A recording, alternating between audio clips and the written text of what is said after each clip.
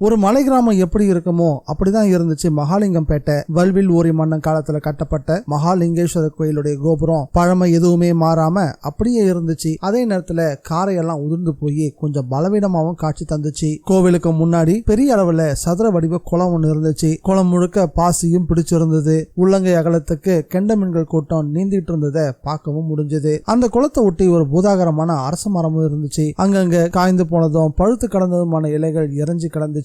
கோவில ஒட்டியே மண் சாலையும் இருந்துச்சு. ஒரு பக்கம் சேலம் நோக்கியும் இன்னொரு பக்கம் மலைக்கு மேலுள்ள மற்ற கிராமங்களை நோக்கியும் அந்த சாலைகள் நீண்டு கொண்டே போயிட்டு இருந்தது. சில சன்னியாசிகள் குளத்தங்கள்ல உட்காந்து அவங்களுடைய வெங்கல கூஜாவையும் கப்பர ஓடுகளையும் கழுவி சுத்தம் பண்ணிக்கிட்டு இருந்தாங்க. அவங்களுடைய காவிய வேஷிகள் எல்லாமே குளத்தங்கரை மேல வளர்ந்திருந்த காட்டு செடிகள் மேல காஞ்சுகிட்டு இருந்துச்சு. குளத்தங்கரையை ஒட்டி அந்த சுமை வந்து வேகமா நின்னுச்சு. முதல்ல வண்டி விட்டு இறங்கினவன் தர்மன் தான். வண்டி விட்டு இறங்கினதுமே சோம்பல் முறிக்க ஆரம்பிச்சான். திரும்பி கோவிலையும் பார்த்தான். கோவிலை பார்த்து, உன் கோவில் இருந்து சுலபமா திருட முடிஞ்சது, ஆனா திருடங்கிட்ட இருந்து எங்களால திருட முடியல அப்படின்னு வாய்க்குள்ளே முணங்கவும் செஞ்சான். முணங்கினவன் ஊரையும் ஒரு பார்வை பார்த்தான். வண்டிக்குள்ள இருந்து சொக்கம் பேச ஆரம்பிச்சான். தர்மா, இங்க எதுக்கு இறங்கின? வண்டியில ஏறு. வரத ஒளிஞ்சிருந்த அந்த காடு ரொம்ப தூரத்துல இருக்கு அப்படின்னு சொல்லவும், தெரியும்பா, ரொம்ப தூரம் உட்காந்து வந்த அலுப்பு, அதான் இறங்கிட்டேன். ஏன்பா சொக்கா, இந்த ஊர்ல ஆட்டையை போட்ட தங்கம் தானே அது அப்படின்னு கேட்கவும், தர்மா மெல்ல பேசு, யார் காதுல விழுந்துட போகுது, விழுந்துட்டா அவ்வளவுதான், அடுத்த நிமிஷம் நம்மளை சுத்தி 100 பேர் நிப்பாங்க அப்படின்னு வண்டிக்குள்ள இருந்து சொக்கம் சொல்லவும், ஆமா ஆமா 100 பேர் சுத்தி நின்னுட்டாலும் தான் அப்படின்னு சொல்லவும், இப்படி அசால்ட்டா பேசாத, யாரையும் குறைவாட போடாத, முதல்ல வண்டியில ஏறு அப்படின்னு கோவமா பேச ஆரம்பிச்சான் சொக்கன். இரு சொக்கா, ஏன் அவசரப்படுற, அதுக்கு முந்தி உங்ககிட்ட ஒரு கேள்வி கேட்கணும் அப்படின்னு தர்மம் கேட்க, சொல்லுன்னு கோவமா சொன்னா சொக்கன். உனக்கும் எனக்கும் வேப்ப மரம் தெரியும், புளிய மரம் தெரியும், மிஞ்சி போனா தென்னை மரம், மாமரம், அரச மரம், ஆலமரம்னு 5-6 மரம் தான் தெரியும். அது என்ன மஞ்ச கடமை மரம், அது என்ன உனக்கு தெரியுமா அப்படின்னு குதர்க்கமா கேட்டான் தர்ம. அதுக்காக இப்ப என்ன சொல்ல வர அப்படின்னு சொக்கம் கேட்க, என்ன அதுக்கா, அந்த மரம் எதுனே தெரியாம இந்த மலைக்காட்டுல போய் நம்ம என்னன்னு தேடுறது அப்படின்னு தர்ம தன்னோட சந்தேகத்தை கேட்க ஆரம்பிச்சான். உனக்குள்ள ஏதோ ஒரு ஐடியா இருக்குல்ல, முதல்ல அதை சொல்லு, என்னன்னு கேட்போன்னு கோவமா சொன்னா சொக்கன். அந்த மரம் பத்தி தெரிஞ்ச யாராவது ஒருத்தர் நமக்கு துணைக்க வேணும். தர்மா, நீ வெளியில போற ஓனான் எடுத்து வேட்டிக்குள்ள விட்டுக்க பாக்குற, இங்க நம்ம வந்திருக்கிற காரியம் என்ன, அதுக்காக துணைக்கு ஒரு ஆளை கூப்பிடலான்னு சொல்றியே, அதுவும் இந்த கிராமத்துல இருந்து கூப்பிட்டா நம்ம கையும் களவும் சிக்கிக்க மாட்டோம், கொஞ்சமாச்சும் புத்தி இருந்தா பேசுறியா அப்படின்னு சொக்கம் ரொம்ப கடுமையா பேச ஆரம்பிச்சான். சரிப்பா, அந்த மஞ்ச கடமை மரம் எப்படி இருக்குன்னு நீயே சொல்ல பாப்போம்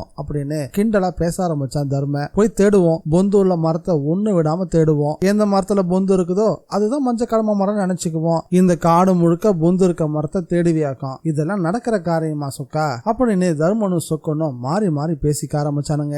இவனுங்க 2 பேரும் மாறி மாறி பேசிட்டு இருக்கும் போதே தூரத்துல ஒரு சின்ன பையன் ஆடு மேய்ச்சிட்டு இருந்தான். அவன் கையில ஒரு தடியும் வச்சிருந்தான். இவங்களை நோக்கி வரவும் ஆரம்பிச்சான். இடுப்புல ஒரு அரட்ராயர் மட்டும் தான் போட்டிருந்தான். கிட்ட வரும்போதுதான் சொக்கம் கவனிச்சான். அவனுடைய கண்கள் கொஞ்சம் தினுசா இருந்துச்சு. அதை பார்க்கும் போதே கொஞ்சம் பயமுற்ற மாதிரி தான் இருந்தது. அது மட்டும் இல்லாம இவங்க வந்த வண்டிய தலைய சாய்ச்சபடி வித்தியாசமா பார்க்க ஆரம்பிச்சான். இதை கவனிச்ச தர்ம சட்டுன்னு அவன் தலையில தட்டினா, டேய் என்னடா பாக்குற அப்படின்னு கேட்கவும், ஒண்ணுமில்ல, எனக்கு ஜீப்பு கார்னா ரொம்ப இஷ்டம், அதான் பார்த்தேன் அப்படின்னு சொன்னான் அந்த சின்ன பையன். ஏன் இதுக்கு முந்தி நீ ஜீப்பையோ காரையோ பார்த்ததே இல்லையா அப்படின்னு சொக்கன் காருக்குள்ள இருந்து கேட்கவும், நானு மாட்டு வண்டியில கூட ஏறினது இல்ல, நானு கோவில் புள்ள அப்படின்னு பதில் சொன்னான் அந்த பொடியன். கோவில் பிள்ளையா அப்படின்னா என்னடா அர்த்தம் அப்படின்னு கேட்டான் தர்ம. நான் பிறந்தப்பவே என் அப்பனும் ஆத்தாலும் என்ன கோவிலுக்கு நின்று விட்டுட்டாங்க, கொஞ்ச நாள்ல அவங்களும் இறந்து போயிட்டாங்க. அப்படியா, உன்னை யார வளர்க்கறது அப்படின்னு கேட்டான் தர்ம. கோவில்ல பூசை செய்யற பூசாரி தான் எனக்கு உண்டை கட்டி சோறு தருவாரு, அதை சாப்பிட்டுட்டு கோவில் வேலைகள் எல்லாத்தையும் பார்த்துட்டு மண்டபத்திலேயே படுத்து தூங்கிடுவேன் அப்படின்னு அவன் பேச பேச தர்மனுக்குள்ள ஒரு எண்ணம் உருவாக ஆரம்பிச்சது. நமக்கு சரியான ஆள் தான் கிடைச்சிருக்கான், நமக்கு இந்த மலைக்காட்டுல எதுவும் தெரியாது, இந்த சின்ன பையன் இங்கேயே பிறந்து வளர்ந்துருக்கான், இவனுக்கு எல்லா இடமும் கண்டிப்பா தெரிஞ்சிருக்கும், அது மட்டும் இல்லாம நம்மளை பத்தி வேற எந்த விஷயத்தையும் கேட்கவும் மாட்டான், இவனை வச்சு அந்த மரத்தை கண்டுபிடிக்கலான்னு முடிவு பண்ணான் தர்ம. ஆமா, உனக்கு இந்த மலையில எல்லா இடமும் தெரியுமாடா அப்படின்னு தர்மம் கேட்கவும், ஓ நல்லா தெரியுமே, கோவில் மாடுங்களா சமயத்துல அதோ தெரியுது பாருங்க மலை, அந்த மலை மேல ஒரு உச்சிக்கல் இருக்குல்ல, அது வரைக்கும் கூட போயிடும், நான் தான் போய் அதை இழுத்துட்டு வருவேன். ஏண்டா நீ காட்டுக்குள்ள போகும்போது காட்டு ஆபீசர்லாம் உன்னை பிடிக்க மாட்டாங்களா அப்படின்னு கேட்கவும், அவங்களுக்கு என்ன நல்லாவே தெரியும், என்ன ஒன்னும் சொல்ல மாட்டாங்க அப்படின்னு பதில் சொன்னான் அந்த சின்ன பையன். தொடர்ந்து அவனே பேசவும் ஆரம்பிச்சான். கொஞ்ச நாள் முந்தி உங்களை மாதிரியே ஒருத்தர் வந்து என்ன காட்டுக்குள்ள கூட்டிட்டு போக சொன்னாரு, அவர் கையில கூட ஒரு பெட்டி இருந்துச்சு, நானும் அவரை கூட்டிட்டு போனேன், திடீர்னு காட்டுக்குள்ள என்ன தனியா விட்டுட்டு அவர் காணாம போயிட்டாரு, அப்புறம் போலீஸ் அவரை பிடிச்சி இழுத்துட்டு போகும்போது தான் நான் அவரை கடைசியா பார்த்தேன், நீங்களும் அந்த காட்டுக்குள்ள போக போறீங்களா என்ன, காட்டுக்குள்ள போகாதீங்க, போனீங்கன்னா நீங்களும் காணாம போயிடுவீங்க, அப்புறம் போலீஸ் உங்களையும் பிடிச்சிரும் அப்படின்னு சின்ன பிள்ளைத்தனமா பேசவும் தர்மனுக்கு சிரிப்பு தான் வந்துச்சு. அந்த பையன் இந்த தகவலை சொல்லும் போதே அவன் யாரை பத்தி சொல்றான்னு தர்மனுக்கு தெளிவா புரிஞ்சு போச்சு. உடனே காரோட டேஷ்போர்ட்ல இருந்த டைரி ஒன்னு எடுத்தான். அதுக்குள்ள வரதனுடைய ஒரு போட்டோவும் இருந்துச்சு. அந்த போட்டோ எடுத்து அவனுக்கு நேரா காட்டவும், நீ சொன்ன ஆளே வந்தானே அப்படின்னு தர்மன் கேட்டதுக்கு அந்த பொடிய தலைய வேக வேகமா ஆட்டி ஆமோதிச்சான். ஏண்டா தம்பி, இப்ப இவன் எங்க இருக்கானு தெரியுமா அப்படின்னு சொக்க ரொம்ப கிண்டலா கேட்கவும், தெரியாதுன்னு பதில் சொன்னான் அந்த சின்ன பையன். இவனை நீ பாக்கணும்னா நேரம் யமலோகத்துக்கு தான் போகணும் அப்படின்னு சொக்கம் சொன்னதும் பயந்து போன மாதிரி முகத்தை வச்சுக்கிட்டவன் அடியாத்தி அப்படின்னு சொல்லி வாயை பிளந்தான். ஆமா, உன் பேர் என்னடா அப்படின்னு கேட்டான் தர்ம. என் பேரு பொம்மை. அதுக்கும் சொக்கன் காருக்குள்ள இருந்து கவுண்டரும் கொடுத்தான். கட்ட பொம்மனா இல்ல வெறும் பொம்மனா அப்படின்னு கேட்கவும், வெறும் பொம்மன் தான் அப்படின்னு சட்டுன்னு பதில் சொன்னான் அந்த பொடிய. ஏதாவது காலைல இருந்து சாப்பிட்டியாடா அப்படின்னு கேட்டுக்கிட்டு சொக்கன் காருக்குள்ள இருந்து ஒரு பிரெட் பாக்கெட் எடுத்து அவன் கையில கொடுக்கவும், இது எனக்கா அப்படின்னு ஆச்சரியமா கேட்டான். ஆமா உனக்கு தான், நான் இதை சாப்பிடலாமா அப்படின்னு கேட்டான். சாப்பிடு அப்படின்னு சொன்னதும் 2 பிரெட் துண்டு எடுத்து வேக வேகமா சாப்பிட ஆரம்பிச்சான் தர்ம. காருக்குள்ள இருந்து சொக்கன், வெளியில பொம்மை, இவங்க 3 பேரும் மாறி மாறி பேசிட்டு இருக்கிறத குளத்தங்கரையில உட்காந்துட்டு ஒரு சாமியை ரொம்ப உன்னிப்பா கவனிச்சுக்கிட்டே இருந்தாரு. கார் குளத்தங்கரை ஓட்டி நின்றதால இவங்க 3 பேருடைய பிம்பமும் குளத்துக்குள்ள தெளிவா விழுந்துட்டு இருந்துச்சு. தர்மனையும் சொக்கனையும் பாக்குறதுக்கு முழுமையா தெரிஞ்சாங்க. ஆனா அந்த பொடியினுடைய கால் பகுதி மட்டும் குளத்தங்கரை தண்ணிக்குள்ள முழுமையா தெரியல. இத பார்த்ததுமே அந்த சாமியாருக்கு சுருக்குன்னு இருந்துச்சு. அவர் உட்காந்து இருந்த இடத்துல இருந்து கொஞ்சம் தள்ளி இன்னொரு சாமியாரு தியானத்துல இருந்தாரு. அவர் மேல ஒரு சின்ன கல்லை தூக்கி போடவும் அவர் கண் திறந்து பார்த்தாரு. கண் திறந்து பார்த்தவரு என்னன்னு சைகையிலே கேட்கவும் எதுவுமே சொல்லாம இந்த சாமியாரும் குளத்துல பொம்மனுடைய பிம்பத்தை காட்டவும் தியானத்துல இருந்து கண் முழிச்ச அந்த சாமியோட முகம் மாற ஆரம்பிச்சுது. என்ன சாமி இது அப்படின்னு இவர் கேட்டதுக்கு, அந்த பையில காத்தோ கருப்போ பிடிச்சிருக்குன்னு நினைக்கிறேன். அவனுக்கு காத்து கருப்பு பிடிச்சிருக்கு, ஆனா இந்த பைய கார்காரங்களை பிடிக்கிறான் போல இருக்கு அப்படின்னு ஒரு சாமியார் சொல்ல, இன்னொருத்தர் எனக்கும் அப்படிதான் தெரியுது. இந்த மாதிரி தட்டுப்பட்டா, அதுவும் உச்சி வழியில தட்டுப்பட்டா, இது நிச்சயம் ஏதோ ஒரு பலி கணக்கு தான் போடணும். குளத்தங்கரையில உட்காந்து இருந்த இந்த 2 சாமியார்களும் பேசிட்டு இருக்கும் போதே பொம்மை சுமோல ஏறி உட்காந்துட்டான். உடனே சுமோ வேகம் எடுக்கவும் ஆரம்பிச்சது. பொடிய ரூபத்துல காத்து அவங்கள பிடிச்சிருக்கு. இது நல்லதுக்கா இல்ல கெட்டதுக்கான தெரியலையேன்னு சாமியாருங்க அவங்களுக்குள்ள பேசிக்கவும் ஆரம்பிச்சாங்க. அது மட்டும் இல்ல, இன்னைக்கு ஊர்ல வேற மக்கள் எல்லாம் கூடி பேச போறாங்க. பேசி முடிச்சதும் தேர் செய்யறதுக்கான மரத்தை வேற பார்க்க போறாங்க அப்படின்னு தியானத்துல இருந்த அந்த சாமியார் சொல்லவும், அதுக்கும் இதுக்கும் என்ன சாமி சம்பந்தம் அப்படின்னு கேட்டாரு இன்னொரு சாமியார். அது சரி, தேருக்கு யாரு காவலு அப்படின்னு கேட்டாரு. அட ஆமால, இந்த ஊரை பொறுத்த வரைக்கும் கருப்பு தானே தேருக்கு காவலு. அது மட்டும் இல்ல, கருப்பசாமியோட சங்கிலி கட்ட காலையில தான் எடுத்து விட்டாங்க. ஒருவேளை கருப்பு அந்த பையனை பிடிச்சிருச்சோ அப்படின்னு சந்தேகமா 2 சாமியார்களும் பேசிக்கவும் ஆரம்பிச்சாங்க. அந்த 2 சாமியாரும் குளத்தங்கரையில உட்காந்து பேசிட்டு இருக்கும் போதே சுமோ சீறி பாஞ்சி மலைப்பகுதிக்குள்ள நுழையவும் ஆரம்பிச்சுது. டிரைவர் சீட்டுக்கு பக்கத்துல தான் தர்மம் உட்காந்து இருந்தான். தர்மனுக்கும் டிரைவருக்கும் இடையில பொம்மை நட்டு குத்தல உட்காந்து இருந்தான். கையில இருந்த குச்சியை மட்டும் அவன் விடவே இல்லை. ஏன் தம்பி, இந்த காட்டுல மஞ்ச கடுமை மரம் நிறைய இருக்குதானே அப்படின்னு தர்மம் கேட்க ஆரம்பிக்கவும், ஆமா எங்க பாரு அந்த மரம் தானே இருக்கும் அப்படின்னு பதில் சொன்னான் பொம்மை. அது நீ பாத்திருக்கியா அப்படின்னு கேட்டதுக்கு, ஓ பாத்திருக்கனே, தலைவலினா அந்த பட்டையை தான் உரசி சுண்ணாம்பு கலந்து நெத்தில பத்தா போடுவாங்க. தலைவலி உடனே பறந்து போயிடும். டேய் தம்பி, இப்போ எனக்கு தலை வலிக்குதுடா, ஒரு மரத்தை காட்டம் பாப்போம் அப்படின்னு தர்ம ரொம்ப சாமர்த்தியமா பேசவும் ஆரம்பிச்சான். சுமோ சீறி பாஞ்சிட்டு இருந்த அந்த பகுதியில நிறைய மரங்கள் இருந்துச்சு. அந்த மரத்துக்கு நடுவுல ஒரு மரத்தை காட்டி, இதுதான் மஞ்ச கடமை மரம் அப்படின்னு சொன்னான். தர்ம வண்டியை ஓரம் கட்ட சொன்னா. வண்டியை விட்டு இறங்கினா. பொம்மை காட்டின மரத்து கிட்ட போய் பார்க்கவும் அந்த மரம் நல்ல ஊட்டமான மிகப்பெரிய மரம். அதை சுத்தி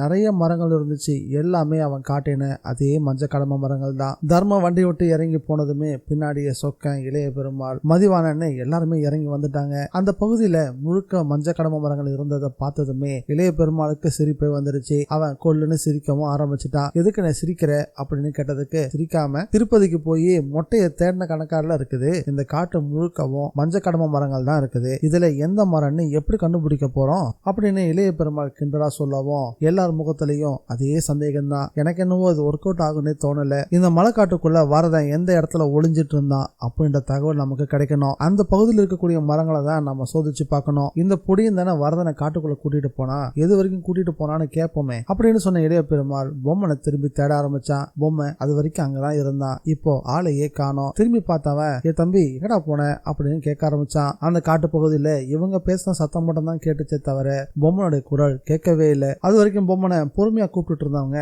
இப்போ சத்தம் போட்டு கூப்பிட ஆரம்பிச்சாங்க. காடு முழுக்க எதிரொலிக்கிற மாதிரி பொம்மனோட பேரை சொல்லி கூப்பிட்டு பார்த்தோம். அவங்கிட்ட இருந்து எந்த பதிலும் இல்ல. அப்போ அந்த நேரத்துல கொஞ்சமும் எதிர்பார்க்காத வகையில ஒரு புதருக்கு பின்னாடி இருந்து ஒரு ஒத்த காட்டியான சட்டன்னு வெளியே வந்துச்சு. அதை பாக்குறதுக்கே அவ்வளவு பயங்கரமா இருந்துச்சு. யானைக்கு ஒத்த தந்த மட்டும்தான் இருந்துச்சு, இன்னொன்னு உடைஞ்சிருந்தது. அதை பார்த்ததுமே சொக்கன் கத்த ஆரம்பிச்சுட்டான். தர்மா, ஒத்தையான சிக்கணும், அவ்வளவுதான், முதல்ல போய் வண்டியில ஏறு அப்படின்னு வேக வேகமா கத்தினான் சொக்கன். 4 பேருமே தலைதறிக்க வண்டியை நோக்கி ஓடவும் ஆரம்பிச்சாங்க. ஓடின வேகத்துல காருக்குள்ளேயும் போய் ஏறிட்டாங்க. கண்ணாடி கதவுகளையும் சேஃப்டிக்காக உயரமா ஏத்தி விடவும் மதிவான கார் சீட்ல உட்கார்ந்தவன் காரை ஸ்டார்ட் பண்ணலான்னு பார்த்தா சாவி அங்க இல்ல. மதிவான பயத்துல கத்த ஆரம்பிச்சான். அந்த யானை சுமோவை நெருங்கி வந்துருச்சு. உள்ள இருக்க எல்லாரையும் விரிச்சு பார்க்க ஆரம்பிச்சது. எட்ரா வண்டிய அப்படின்னு மறுபடியும் அலறினா தர்ம. சாவிய காணோம் தர்மா, சாவி எங்க விழுந்துச்சுன்னே தெரியலன்னு மதிவான சொல்லிக்கிட்டு இருக்கும் போதே அந்த யானை சுமோவோட பக்கவாட்டுல அதோட தலையால மோத ஆரம்பிச்சது. சொக்கா, துப்பாக்கி இருந்தா எட்ரா சீக்கிரம் அப்படின்னு தர்மன் கத்தவும் ஆரம்பிச்சான். ஆனா எந்த பலனுமே இல்ல. மண் சாலை ஒட்டி இருந்த அந்த சரிவுல சுமோ படு வேகமா சரிய தொடங்குச்சு. ரோட்டுக்கு பக்கவாட்டுல படு பயங்கரமான பள்ளம். ஒத்தையான விடுற மாதிரி இல்ல. மறுபடியும் நெருங்கி வந்து சுமோவை இன்னொரு இடி இடிக்கவும் அந்த பயங்கரமான பள்ளத்தை நோக்கி சுமோ உருள ஆரம்பிச்சது. 1 2 3ன்னு உருண்டோடி பாதாளத்துக்கு போய் சேர்ந்துச்சு. போய் நின்னதுமே சட்டுன்னு தீப்பிடிச்சு வெடிச்சு சதுரவும் ஆரம்பிச்சது. நடந்த எல்லாத்தையும் ஒரு பாறைக்கு மேல இருந்து பொம்மை உன்னிப்பா கவனிச்சுட்டே இருந்தான். அவனுடைய விழிகள் இமைக்கவே இல்லை. அந்த அளவுக்கு கூர்மையா அந்த சுமோவைய பார்த்துட்டு இருந்தான். அவன் பாறைக்கு மேல நிக்கும் போது அவன் நின்றுட்டு இருந்த தோரணையே ஒரு வித்தியாசமா இருந்துச்சு. கார் தீப்பிடிச்சு எரிஞ்சதையும் வெடிச்சு சிதறதையும் ஒரு விதமான ரசனையோட தான் பொம்மை கவனிச்சுக்கிட்டே இருந்தான். அப்படியே பாறமலை உட்காந்து அழவும் ஆரம்பிச்சான். பிரியாவோட வீட்டை உழவு பார்க்கறதுக்காக ஒரு அதிகாரிய வீட்டுக்கு பக்கத்திலேயே நியமனம் பண்ணிருந்தாங்கல்ல. அந்த ஆள் கொடுத்த செய்தி ராமதுரைக்கு மிகப்பெரிய அதிர்ச்சியா இருந்துச்சு. சார், நேத்து வீட்டுக்குள்ள நுழைஞ்சவங்க தான் சார், இது வரைக்கும் வெளியே வரவே இல்லை, அவங்களுக்கு என்ன ஆச்சு ஏதாச்சுன்னு தெரியல அப்படின்னு அந்த அதிகாரி கொடுத்த தகவல் தான் ராமதுரையை எரிச்சலடைய வச்சிருச்சு. அவங்களுக்கு ஏதாவது பிரச்சனையா கூட இருக்கலாம் அப்படின்னு யோசிச்சவரு அந்த ஏரியா இன்ஸ்பெக்டரான ருத்ராவுக்கு போன் பண்ணி ராமதுரை பேசவும் ஆரம்பிச்சாரு. என்ன ருத்ரன், எப்படி இருக்கீங்க அப்படின்னு ராமதுரை கேட்கவும், நல்லா இருக்கேன் சார், நீங்க எப்படி இருக்கீங்க, என்ன ரொம்ப நாளா போனே காணோம் அப்படின்னு கேட்கவும், அதான் இப்ப பண்ணிருக்கேன்ல, என்னன்னு உங்களுக்கு தெரியாதா அப்படின்னு கேட்டார் ராமதுரை. சார், போன் பண்ணது நீங்க, என்னன்னு தெரியாதான்னு கேட்டா நான் என்ன சார் சொல்லட்டும், எதுக்காக போன் பண்ணீங்க நீங்களே சொல்லுங்களேன் அப்படின்னு கேட்கவும், தூக்கில போட்டோம்ல அந்த கைதி வரதன், அவன் சம்பந்தமா தான் உங்கள்கிட்ட பேசணும் அப்படின்னு பேச ஆரம்பிச்சார் ராமதுரை. இறந்து போன வரதனுடைய அக்காவையும் அக்கா பொண்ணையும் கொஞ்சம் கவனிக்கணும். அந்த இடியட் சாகிறதுக்கு முன்னாடி தங்கள் சம்பந்தமான ரகசியத்தை அவங்களுக்கு மட்டும் தெரியற மாதிரி பண்ணி வச்சுட்டு போயிருக்கான் அப்படின்னு ராமதுரை ரொம்பவும் கோவமா சொல்லவும், சார் அவன் புத்திசாலி, அதான் உங்களுக்கு எல்லாம் கடுக்கா கொடுத்துட்டான், இப்போ அந்த 2 பெண்களும் வேட்டைக்கு கிளம்பிட்டாங்களா அப்படின்னு கேட்டாரு ருத்ரன். அங்கதானே குழப்பமா இருக்கு, அவன் அக்கா பொண்ணை நான் விசாரிக்கும் போது எனக்கு எதுவுமே தெரியாது அப்படின்னு பொய் சத்தியம் பண்ணிட்டுதான் அந்த பொண்ணு வீட்டுக்கு போனா. ஆனா வீட்டை விட்டு எங்கேயும் வெளியவே போல. வரதனுடைய அக்காவும் அக்கா பொண்ணும் வீட்டுக்குள்ளதான் இருக்காங்களா இல்ல வெளியே கிளம்பிட்டாங்களா எனக்கு தெரியணும். ராமதுரை சார், நீங்க சொல்லிக்கிட்டு இருக்க அந்த விஷயத்த பத்தி எங்களுக்கு நேத்தே தகவல் வந்துருச்சு. இப்போ அந்த தங்கத்தை தேடி யாரெல்லாம் போயிருக்காங்க அப்படின்ற பட்டியல் வரைக்கும் என்கிட்ட இருக்கு அப்படின்னு சொன்னாரு. அது மட்டும் இல்ல சார், வரதனுடைய அக்காவும் அக்கா பொண்ணும் வீட்டுக்குள்ளதானே இருக்காங்க நினைச்சிட்டு இருக்கீங்க, அதான் இல்ல, அவங்க வீட்டு விட்டு வெளியே போய் பல மணி நேரம் ஆகுது. அவங்க இந்நேரத்துக்குலாம் சேருராய் மலையை நெருங்கி இருப்பாங்க. நேரா அவங்க மகாலிங்கம் பேட்டைக்கு தான் போறாங்க. இந்த விஷயம் உங்களுக்கு தெரியாதா அப்படின்னு ராமதுரை கேட்கவும் ராமதுரை அதிர்ச்சி ஆயிட்டாரு. மிஸ்டர் ருத்ரன், அப்படின்னா நீங்க ஏற்கனவே அவங்கள ஃபாலோ பண்றது ஆட்களை போட்டுட்டீங்க அப்படித்தானே அப்படின்னு சந்தோஷப்பட ஆரம்பிச்சாரு ராமதுரை. அது மட்டும் இல்ல சார், அவங்கள மட்டும் நாங்க ஃபாலோ பண்ணல, அந்த ஸ்டேட்டோட ஒரு குரூப்பும் மகாலிங்கம் பேட்டைக்கு போய் சேர்ந்துட்டாங்க. அவங்க தங்கத்தை தேடவும் ஆரம்பிச்சிருக்காங்க. அந்த ஊரை சேர்ந்த ஏதோ ஒரு பையன் அவங்களுக்கு உதவி செய்யறதா நான் கேள்விப்பட்டேன். தங்கத்தை அவனுங்க நெருங்குற வரைக்கும் தான் அது அவங்களுக்கான நேரம். தங்கத்தை நெருங்கிட்டாங்கன்னா அதுக்கப்புறம் அது நம்ம நேரம் அப்படின்னு பேச ஆரம்பிச்சார் ருத்ரன். இதை கேட்டதும் ராமதுரைக்கு எல்லாம் நம்ம கை மீறி போயிருச்சு. இதுக்கப்புறம் வரதனோட கேஸை நம்ம